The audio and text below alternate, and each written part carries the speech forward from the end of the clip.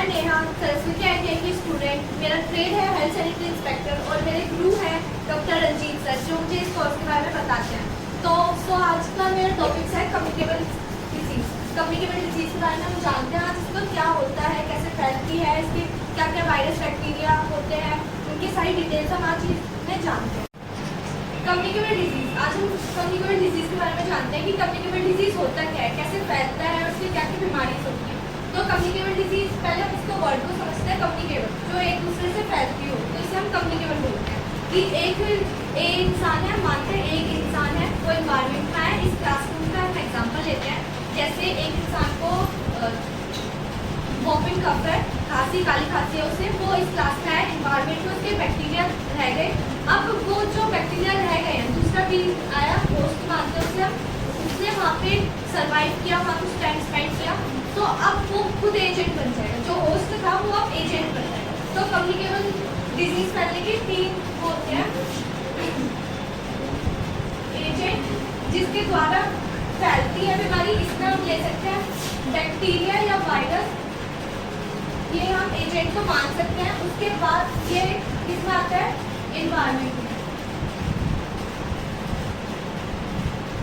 Agent जो होगा, जिसको बीमारी है, जो बैक्टीरिया ने उसे ग्रस्त किया है, वो एनवायरमेंट में आएगा। कहीं पे भी हो सकता है, वो क्लासरूम, घर पे, कहीं ट्रैवल कर रहा है, वो हम एनवायरमेंट में लेंगे। अब एनवायरमेंट में जो आया, जो भी इंसान उस एनवायरमेंट में आया, दूसरा ठीक बिल्कुल फिट इंसान उस एनवायरमेंट में आया, तो वो उस एजेंट की ग्रस्त में आ जाएगा, तो वो खुद ही होस्ट एजेंट बन जाता है। तो ये सर्कल होता है कम्युनिकेबल डिजीज फैलने का मेन। तो हम इसी के थ्रू जानते हैं कि कम्युनिकेबल डिजीज ये है।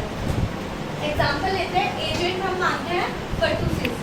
पर्टूसिस हमारी बीमारी जो होती है उसमें खांसी होती है। अब पर्टूसिस हमारा हुआ एजेंट, जिस इंसान को भी फैलता किससे, एनवायरमेंट। वो एक एनवायरमेंट में आया, बैठा, वहाँ पे उसने अपने बी पर्टूसिस के बैक्टीरिया छोड़ दिए एनवायरमेंट में। तो वो एनवायरमेंट में जो फिट, जिसके इम्यून सिस्टम सही है, इंसान ठीक है, निरोधक है, वो बिना रोग, किसी भी रोग से नाग्रस्त होकर वो उस एनवायरमेंट में आएगा, तो उससे भी पर्टूसिस हो जाएगा, क्योंकि वो कम्युनिकेबल डिजीज है, तो वो खुद एक एजेंट का रूप ले लेता है। तो ये होता है कम्युनिकेबल डिजीज फैलने के। तो अब हम जानते हैं कम्युनिकेबल डिजीज में कौन कौन सी बीमारी आती है। एक तो हमें पता है मम्स, मम्स एक कम्युनिकेबल डिजीज है, मम्स फैलता है, मम्स वायरस के द्वारा मम्स फैलता है। और इसमें हम वैक्सीन, मम्स, मिसल्स और रुबेला में एक ही वैक्सीन लगाई जाती है, MMR। तो मिसल्स भी मिसल्स वायरस द्वारा फैलता है। मिसल्स के सिम्टम्स होते हैं, आंखों से पानी निकलता है और रोशनी में वो अपनी आंखें नहीं खोल सकता, तो हम जान सकते हैं कि उस इंसान को मिसल्स है और वो किसी भी ऐसे खुले इन्वायरमेंट में ना जाए। और हमारा आता है डिप्थीरिया। डिप्थीरिया भी एक कम्युनिकेबल डिजीज है। डिप्थीरिया, पर्टूसिस और टेटनस। टेटनस गंदी मिट्टी से फैलने वाली बीमारी है। जैसे कोई गंदी मिट्टी से फैल गया, जंग लगी, लोहे की चीज़ें से कट लग जाता है, तो उससे भी टेटनस हो जाता है। और इसका बैक्टीरिया है क्लोस्ट्रिडियम टेटनी, ये बैक्टीरिया द्वारा फैलता है, इसमें भी DPT का वैक्सीन लेना चाहिए। अब पोलियो, लगता है कि पोलियो कम्युनिकेबल डिजीज नहीं है, ये मिथ है लोगों का।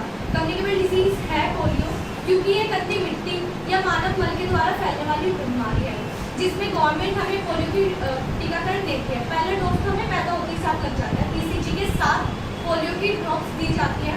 उसके बाद वो हर महीने या 5 साल के लिए पोलियो की वैक्सीन दी जाती है। इसे हम ओरल देते हैं, इंजेक्शन के थ्रू ही ओरल वैक्सीन दी जाती है पोलियो।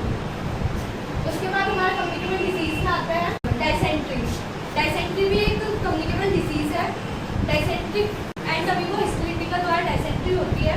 इसमें दस्त लगते हैं, पेचिस होती है डायसेंट्री में, और ये भी एक कम्युनिकेबल डिजीज है। इसे हम ORS का घोल लेते हैं या ज़्यादा से ज़्यादा पानी पीने से ये ठीक हो सकती है डायसेंट्री। तो ये कुछ बीमारी थी कम्युनिकेबल डिजीज की, जिनके हम जानते हैं, जिनको हमें जानना चाहिए। और हमें जहाँ तक पता चले कम्युनिकेबल डिजीज है, तो हमें खुले में ना जाए और जल्दी से जल्दी डॉक्टर की सलाह लें। Thank you.